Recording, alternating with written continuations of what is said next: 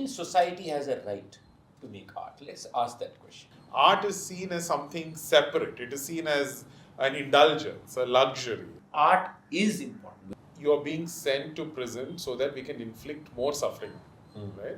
So being sent to prison itself is not good enough. If you don't deny food, clothing, you don't deny art, writing, poetry, singing. Prisons as spaces cannot deny that foundational freedom. We think happiness should be denied from us. I think there is a serious ethical problem. And to drag that much closer, the conversation about art as freedom and art as happiness, much closer to the conversations of denial of basic sanitation, health, food, communication, all of those, say that all of this is not that different. So denying art is also a justification of violence. Project 39A is a criminal justice program at National Law University, Delhi. Its work largely involves representing people on death row and under trials, and also research on different aspects of the criminal justice system like forensics, mental health, prevention of torture, sentencing.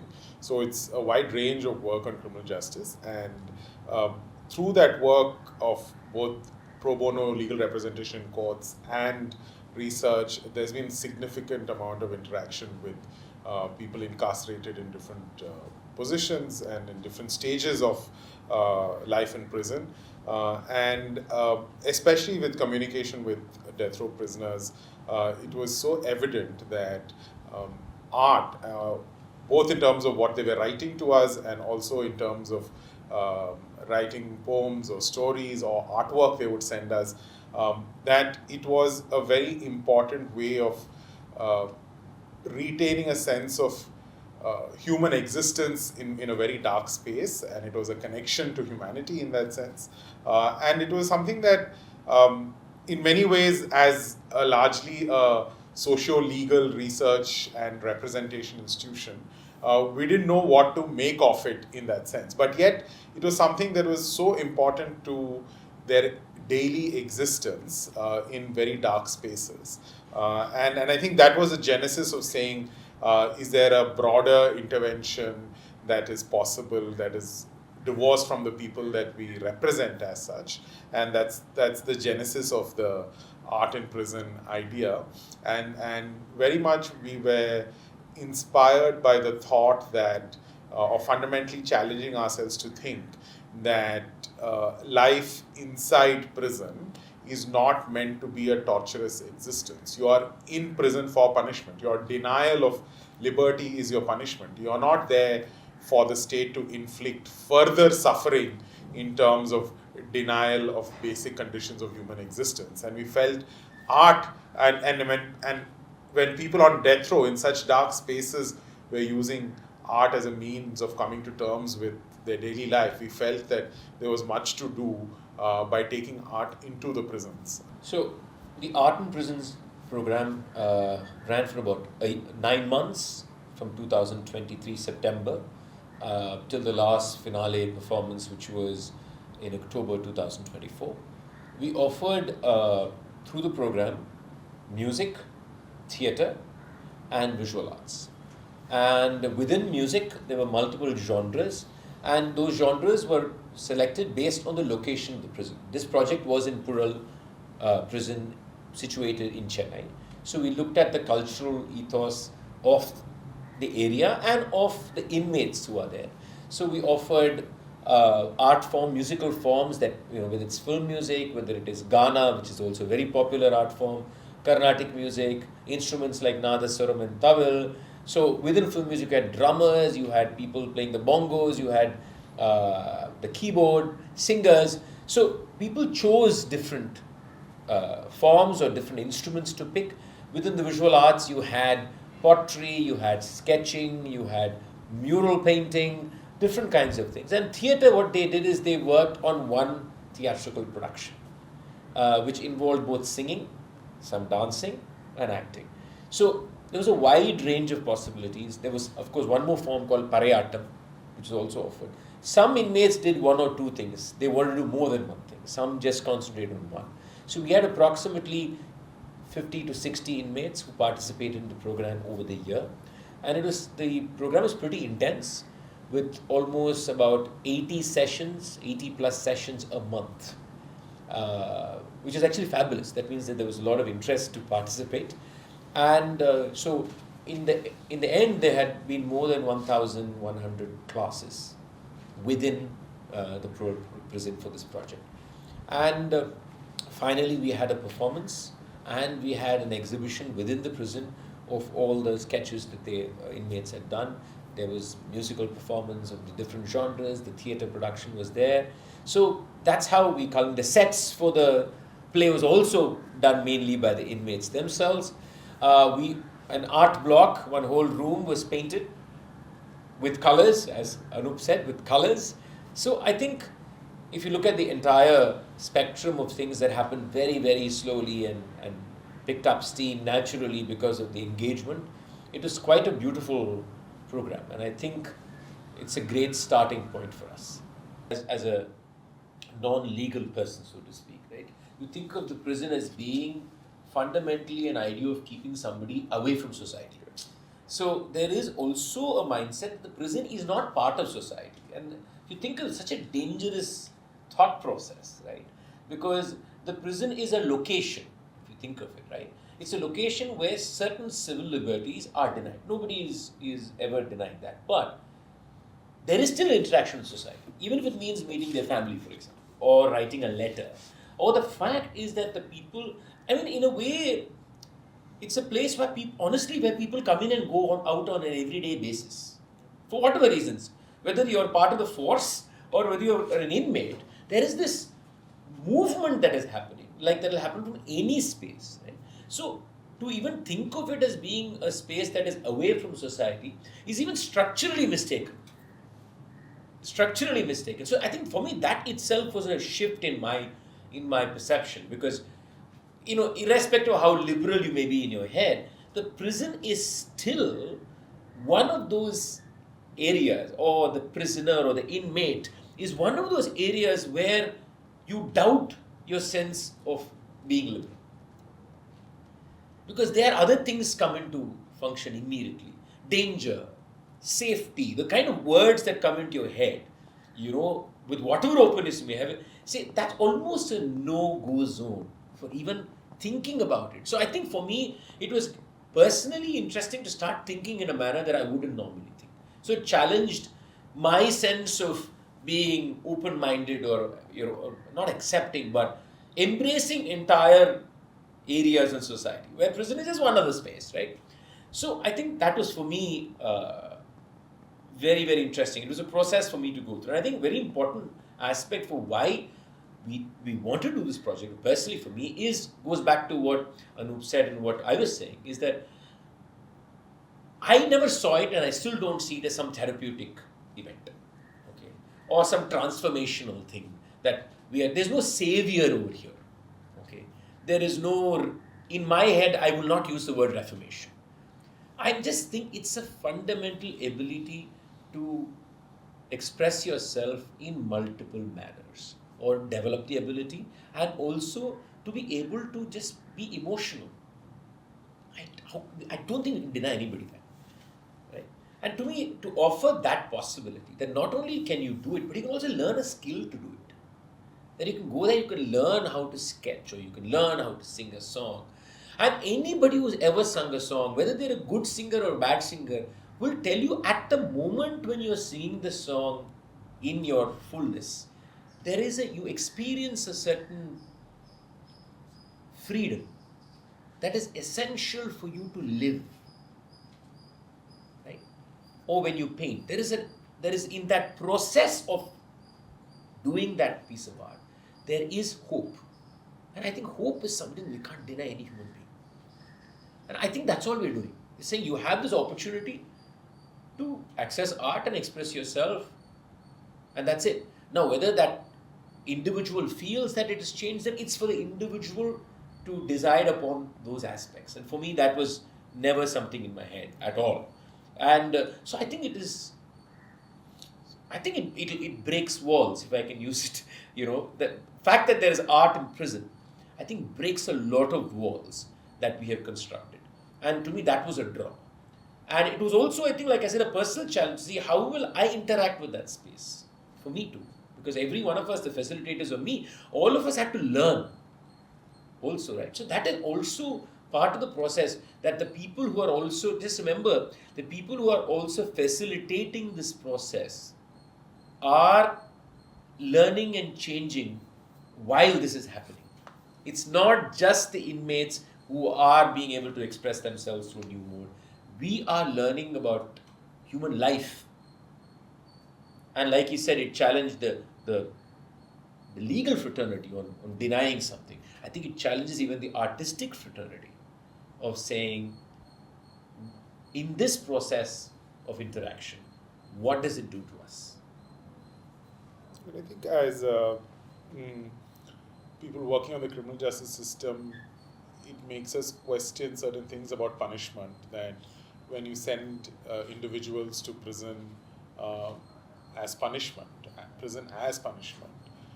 what are the acceptable denials and what are not acceptable denials, right? And in terms of what civil liberties can you legitimately deny? I mean, morally, constitutionally. And I think it is very important to have that conversation. I think some of those answers are easy, right? Even though prison conditions are horrible in terms of how many people we pack into our prisons, the sanitation conditions, the food, the access to health, we recognize those denials as, even though they are rampant and widely existent, at least there is an acknowledgement that the denials of those basic necessities of life is a problem. That we are not able to solve them is another question, but at least there's a recognition that those denials are problematic under a certain moral constitutional framework, right? But certain other denials, like your ability to write letters, your ability to access phone calls, contacting your family, in that spectrum, art is almost seen as a extreme luxury that, Yes. oh my God, why should somebody who's convicted and being punished have access to art? It is, going back to the initial conversation on, art is seen as something separate. It is seen as an indulgence, a luxury, right? And then therefore, even in the spectrum of denials in prison, art is seen as a non-starter. Yes, there is some conversation of art as therapy, but that's not what this program is about. And I think we were very clear about that from the very beginning. This is not about using art to make people feel better or reforming them, as Krishna was saying. But this lack of acknowledgement that art is a part and parcel and a necessary ingredient of human existence, of human freedom, as Krishna was saying, it is to give effect to that foundational idea that prisons as spaces cannot deny that foundational freedom, and is a way to get that conversation and context and environment going inside one prison as of now.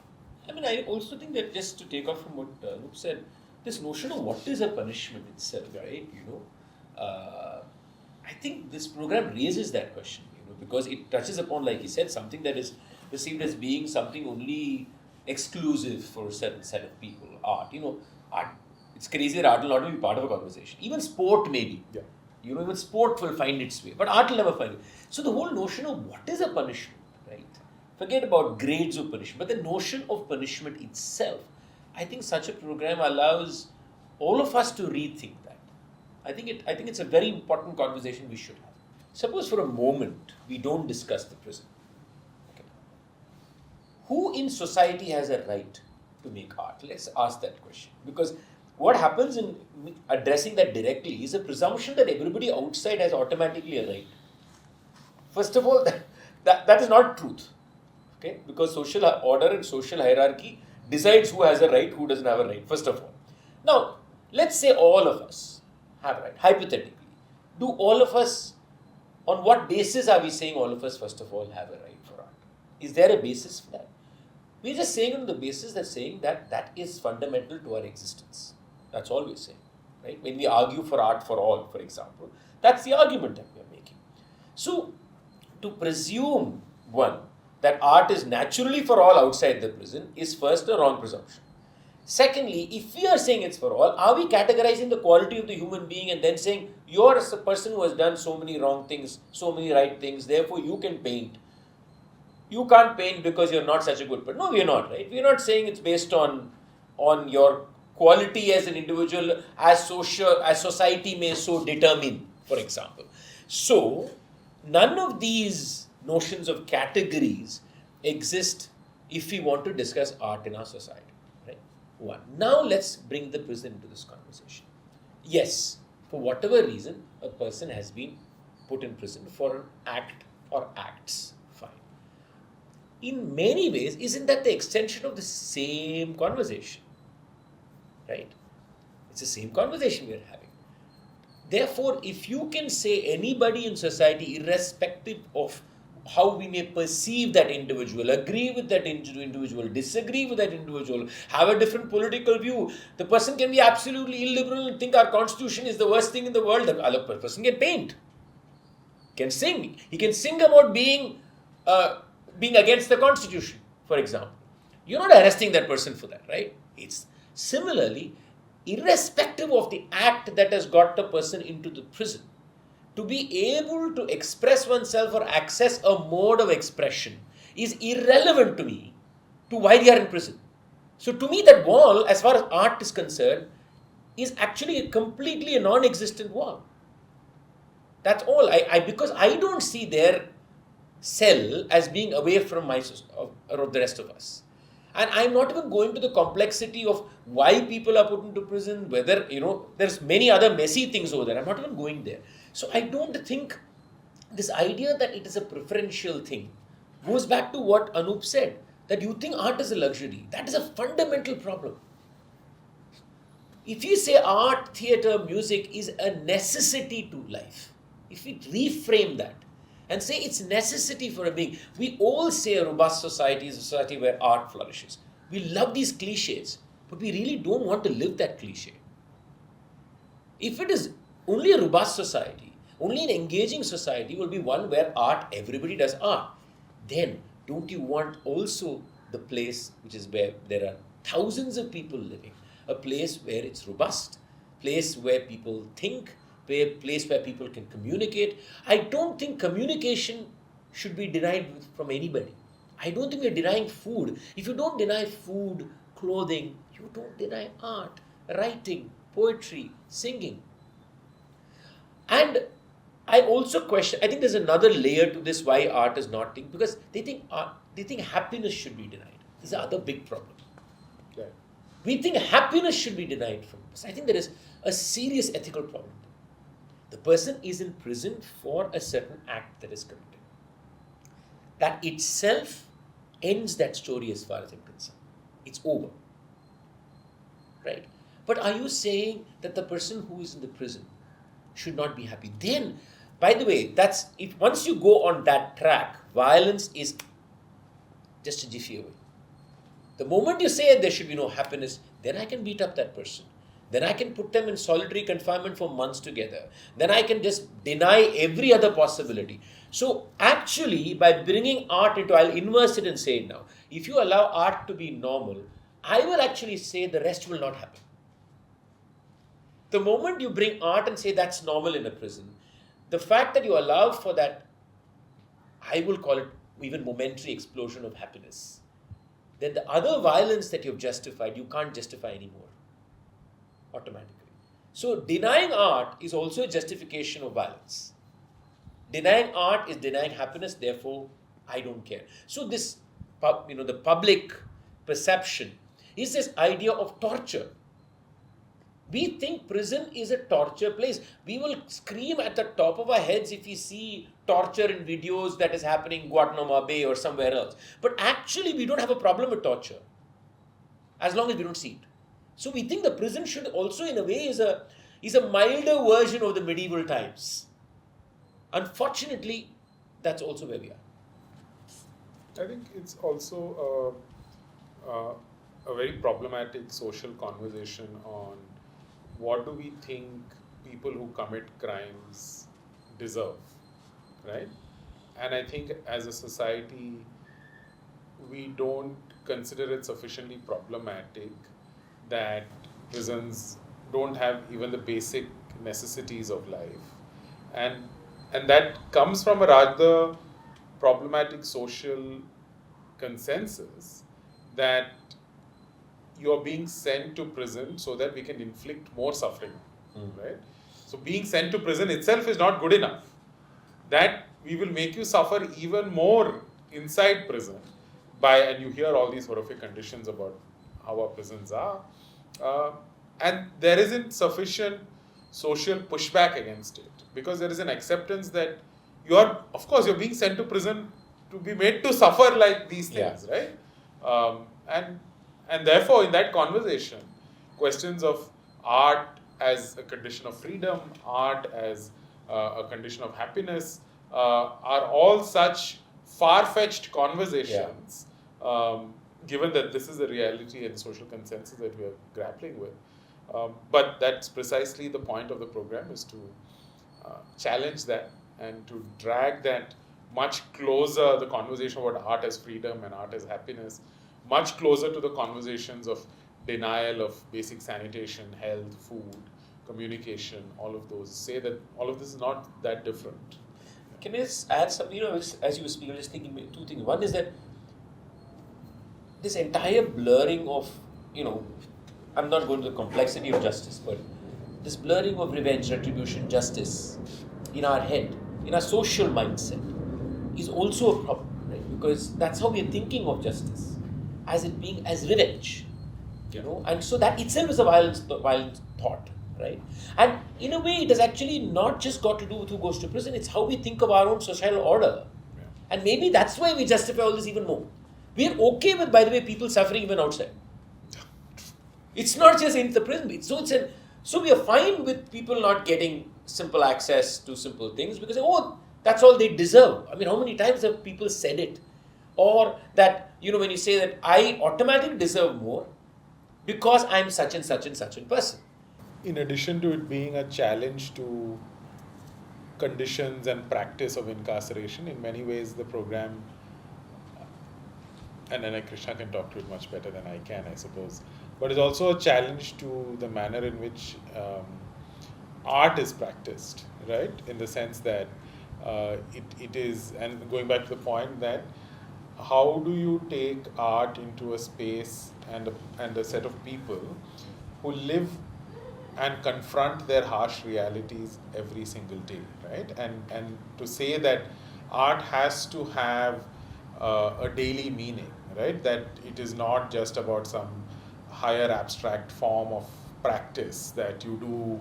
How do you make it relevant for a population and a set of people going through that extremely hard experience of which very real daily concerns of they have to worry about their families that they've left behind. There is an immense sense of guilt that they've let their families down. They are in prison. They're not able to support them, right? And then on the other hand, you're asking them to come and practice art and take benefit of this opportunity and see what they can make of it.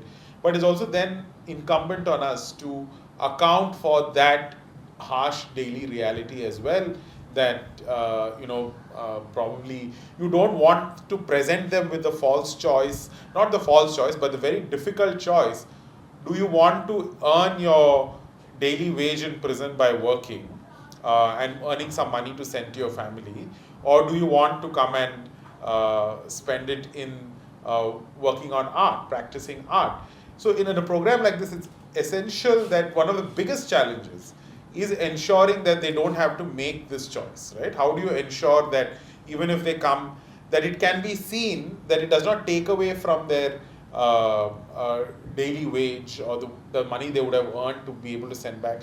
And the amount of success or challenge we've faced in ensuring that is a different conversation. But the point is, it is an extremely important part for the program to address that you don't present people with this horrible choice that, if you want to experience that kind of freedom and joy and happiness, you need to forego your daily wage that you can earn by doing prison work and earning some amount of money to send back to your family. You don't want to, but those are all real challenges, institutional challenges, ethical challenges that a program like this has to confront. It's not to say it has all been solved or whatever. It is these things don't, for all the reasons that both of us have been talking about, these very, very grey ethical questions don't get resolved as easily. But we have to keep it as a top priority that needs to be resolved. Yeah. So when we built this program, I think first thing what was very important is when we went through a workshop, every one of us sat, we had both people who are part of the structure of organizing the prison and people who have spent a considerable amount of time as inmates, coming and telling us what does life in a prison mean, And I'm so glad we went through that process, because it's very easy for us to think that we're doing something good, and it's with the best intentions, and we all have the best intentions, but it then completely twists the work of art. Right? You're just there to share something and allow that person to participate in it as who they are. That's all we're doing. So I think that was a very important moment for all of us. For me personally, I can definitely say spending that whole day listening. One is to know something out of reading or out of perception. The other is when you hear it from them, when you see the interaction, see the complexity, you see the layers of how many things can change, how things are different. Today is not the same as yesterday, and it can happen like that, and you don't even know it's changed. So, how does one navigate those kind of spaces? I think that was in fact for me the moment when I truly understood where we need to be in this, right? So I think right from the moment we were discussing about just offering this possibility in a prison, I think I loved that, the way we framed it together, all of us, that we just say we offer this and let's see what happens. And the great thing about this project is we didn't come out saying we want this achieved or we want this to happen. No, we don't know what's going to happen. And I think that's the most beautiful thing about doing work. I don't think you go there wanting something to happen, but you go there saying these are the things on offer and these are the ways we can do it. Let's do it together and then see what comes out of it. There are learnings from it, right? So I think that's what we in a way did for the last year, and I think we've come out far richer in understanding. And in my conversation with the inmates, I must say, when I went just before the last performance and I spoke to all of them, the one thing that everybody asked me was, are you stopping this program? Please don't stop this program. Some people said, we're going back to another prison. Are you going to start it there? Don't let us go. And I think I found fascinating, and in fact, quite happy that the big demand for me is, can you somehow get permission for us to come and practice? I think that was something that we didn't need to be there in class. They said, just make sure if we can practice like 2 hours a day. Just allow them to open the room for us so we can practice. I think those were very, very beautiful signals that, okay, something is happening here, And even sometimes when you watch inmates then you have the police people who are watching these programs, right? And you just have to watch them sometimes. And whether they realize they're smiling and they're happy about something that is going on now, right? There's huge hierarchy over there. Okay, they're controlling the space, but in those moments, suddenly everybody become human beings. Nobody realizes it, right? Everybody just become individuals over there, and it's like this art class happening. That's all. Everybody in a moment has forgotten where they are, all those things, right? So I think there are a lot of, and sometimes I come out of my visits wondering if I met these individuals outside, because we crack jokes, we're laughing, talking about very generic, normal things. If I met any of those individuals outside, it would be meeting another person, right? It's only where they are that my brain immediately defines who they are, or that moment in their life where they did something. So the whole question of how we define human beings, how we define an individual. I know I'm going on a tangent, but I think these are all very valuable things in those interactions, which is why I feel this program has done something else, is allowed for an interaction between two separated worlds, even if it is limited to one prison and only 60 inmates and maybe 20 facilitators, but it's allowed for an interaction, which I think even increasing these forms of interaction will change the nature of this inside-outside. So I think in many ways we've been able to bring these things together very organically, I mean, without ever planning it. For example, in the final program, 2 people who were already on bail came back and participated. Right? So they have taken the skill set out and they still value that learning process. They want to participate in that closure and they want to use that skill set outside. So some people even ask saying, tell us where we can do this or we can do that. I think as a criminal justice program for us, the biggest learning is that many of these normative questions, how do you translate it into daily practices? How do you translate it into institutional practices? How do you open up these spaces in criminal justice institutions? And prisons are such dark, bleak spaces hidden from the outside world.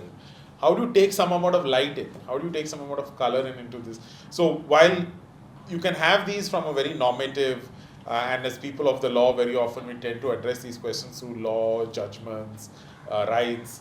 But it's a big, big learning for us that there are different ways, and this was just a small attempt in that direction to say, are there different practices through which these questions can be addressed? And for us, it shows that there's tremendous potential. There's a very real, immediate human response to this, right? Which larger systemic legal changes don't bring about, right? Or they don't bring about as immediately as you can see. And this is so valuable, right? And for us, as a criminal justice program, that's the big learning, right? That there are alternate human experiences that you can curate, engineer, that can open up these spaces. And for us, that was a big learning.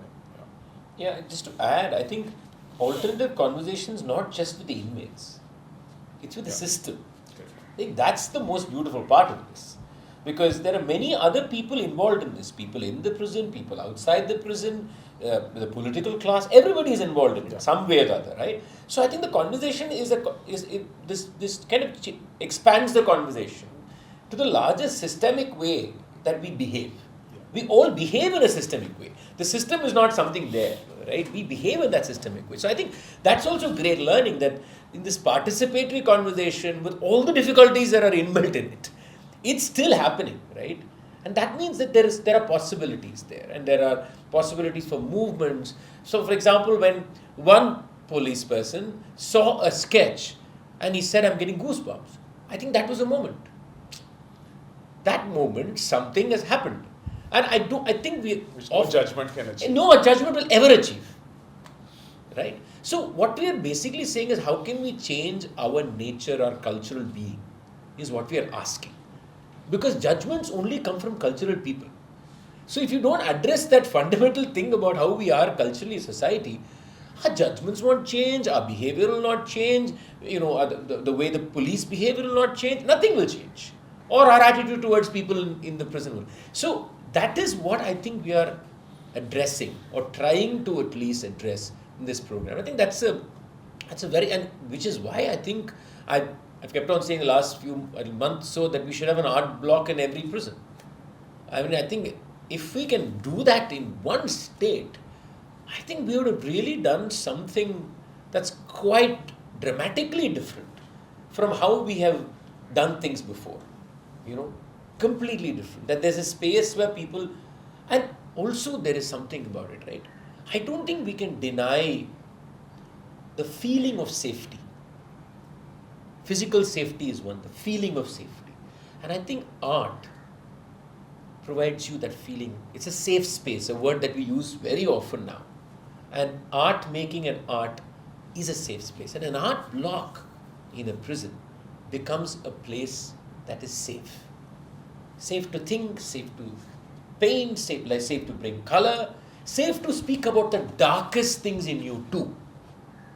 Everything. Look, I think that problem of reintegration into society and the effects of long-term incarceration are well documented. But I think systems, prisons, civil society don't really engage with the complexity of those processes. But again, as we said, a program like this cannot escape from that requirement, right? Mm-hmm. That art is not just some abstract pursuit, right? That art also in a space like this at least, well, irrespective of how we might view art in a broader conversation, in a space like this, it is incumbent on a program like this to also account for the fact that art is also about developing skills that can be used in the world outside the prison to sustain a living, and also so that in that sense that the time inside the prison is also used for what might seem very as sort of very utilitarian pursuits, right? And I don't think there's anything wrong with that. I don't think there's anything wrong with art pursuing or adopting that instrumental pursuit. That, you know, if I learn this inside prison, it is something that I can use to reintegrate back into society, do something I'm interested in, something that I've developed skill inside. It is incumbent on a program, and I don't think there's anything wrong about art embracing that instrumental function either. So I would think it's...